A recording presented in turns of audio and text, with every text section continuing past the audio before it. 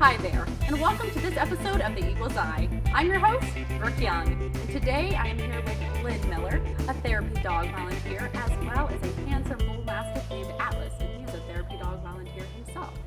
Thank you so much for being with us here today. Thanks for having us. Yeah, so for starters, how did you become involved in therapy dogs, and when did you know that you wanted to pursue therapy dog work? Well, I had a dog that I thought would be a really good therapy dog, and I never pursued it. And then I was at a county shelter that was having an event, and there was a tabling event there for caring therapy canines out of Wayne County, and they explained the process of how to get them tested and certified, and I thought it would be something that I wanted to pursue because I knew I wanted to do that with my other dog and never had. When I got Atlas, I went looking for a dog that would be good at therapy work. Mm-hmm. And how long did it take for him to become certified, and how long did it take for him to become trained? I'm sure it was a very long process. It's not really a long process. The dog has to be over a year old. Yeah. He was 3 years old when I tested him. The test, they walk well on a leash. They have to listen to their handler. They can't be overly excited, but they can be excited and then calm down. Obviously, he doesn't do that a lot. Yeah. He's having a nice, lovely nap Right. here today. Right. But the test is involved with different, having the dog stop, stay beside you, things like that, and just that the dog listens to you. So any dog can become a therapy dog if they're interested in dealing with people or, seeing people and can pass the handling test and do the observations. And because he was 3 when he was certified, would you say it was a challenge for you two as a team? I had a therapy dog, but she was only 1 when she was certified, so she was a little more hyper. Right. The younger they are, the more learning they have to do. But Atlas only had an 8-week obedience class as a puppy. That was the only training that he had. They don't require, formal training.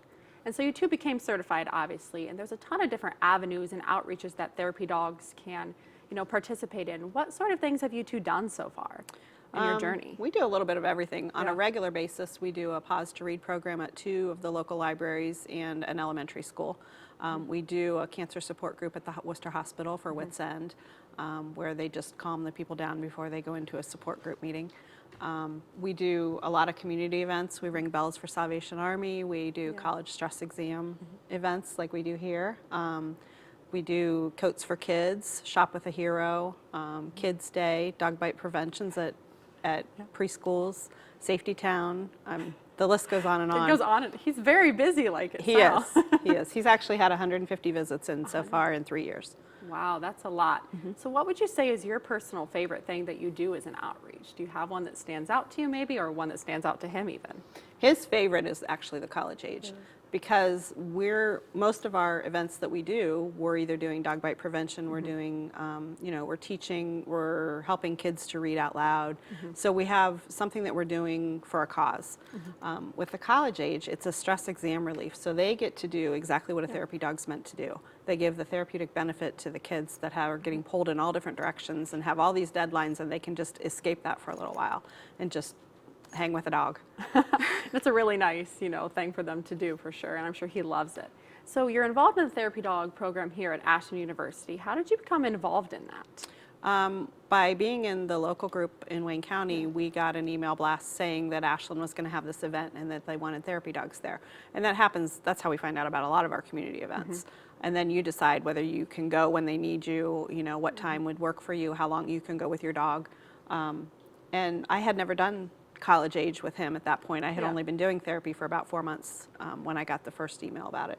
So we've been doing it for 3 years, twice a year here now. Wow. And I imagine it's very different working with college kids because just of the age group and the stage of life that they're in comparison to maybe younger children or older individuals. What would you say is unique and stands out to you about that college age bracket? They're easier. A lot of people wouldn't say that maybe, but it's easier for us as a handler because really the dog is interacting with the person. We don't have to watch that they're not stepping on his tail, some of the things you watch with little kids, and we don't have the wheelchairs and the walker equipment that you have with an older environment. So it's kind of a little easier to do. Alleviates a little bit of the stress, and you said he enjoys that the most as well. Yeah, he really does. So I'm sure he loves coming here. And when you have a therapy dog, you just know how rewarding the work is, and there's usually a moment that sticks out to you. Could you describe a significant or really impactful moment that you've had with a student here at Ashland?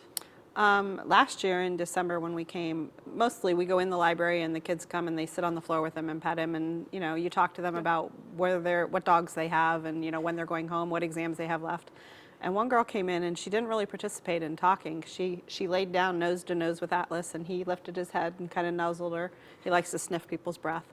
And then he laid back down and she turned around and spooned with him and just laid on the floor for almost an hour with him and just kind of absorbed what Atlas is all about. Yeah, and I'm sure he was really eating all of that attention up. He always in does. That moment. And I spoke with the librarian over at Ashland University, and he was telling me just how much the people love Atlas. They're always asking about him and always asking where he is. And you mentioned the younger people, the younger children that you read to. What sort of questions do they ask? I'm just curious. They want to know how big he was when I got him, how old he is, because they're amazed at how big he is compared to their age. They may be 6 years old and he's 6 years old, and they're like, how did he get so big? Yeah. So they don't really realize the difference in breeds and things like that. That's adorable. Mm-hmm. And so you said that you love this work, obviously, and that he loves it too, maybe even more than you do if it were possible.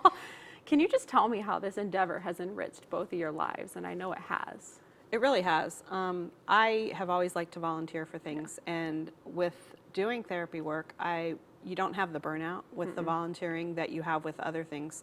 A lot of places where you volunteer, you don't get to see the end result, and there's always a need, so there's never a break from that. And with therapy work, you immediately see the benefit of it. You see that people are happy when they have petted the dog or spent time with him. So you get that rewarding experience right up front. And it's meant a lot to me. For him, it gets him out of the house, new environments, new people, and he absolutely loves everybody he meets.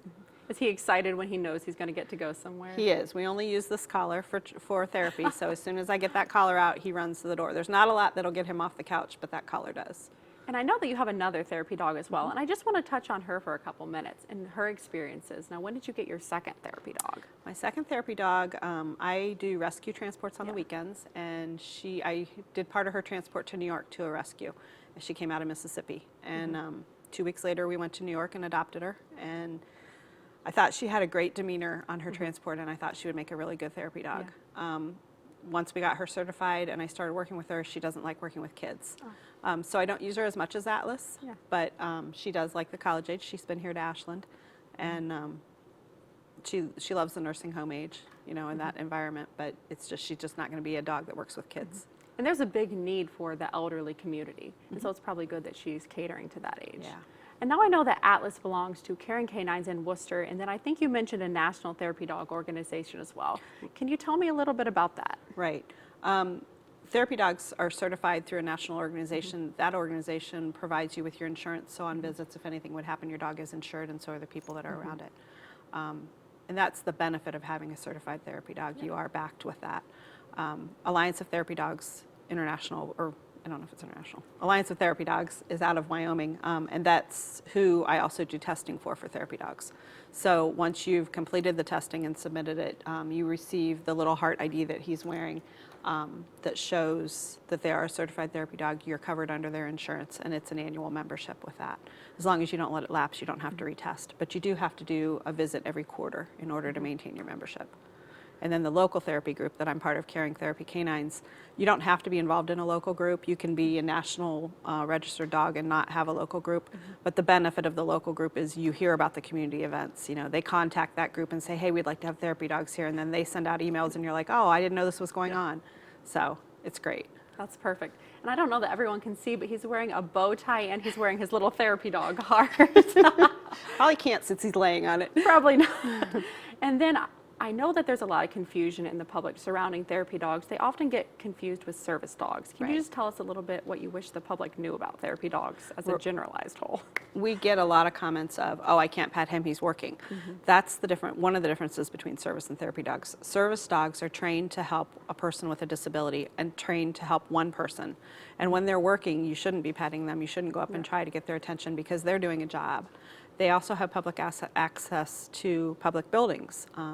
Due to the Disabilities Act, where a therapy dog is meant to provide therapy to many people, and when they're working, they're expected to be petted. We would like for people to ask us before they pet them, just because we'll know if they're having an off day. There may be a reason that you don't want them to be petted, but generally they want to be petted, and that's why they're out there. Definitely. Thank you so much for educating us about therapy dogs and just telling us about your story and Atlas's story here today. I appreciate it. Thank you so much for tuning in to this episode of The Eagle's Eye. I'm your host, Brooke Young.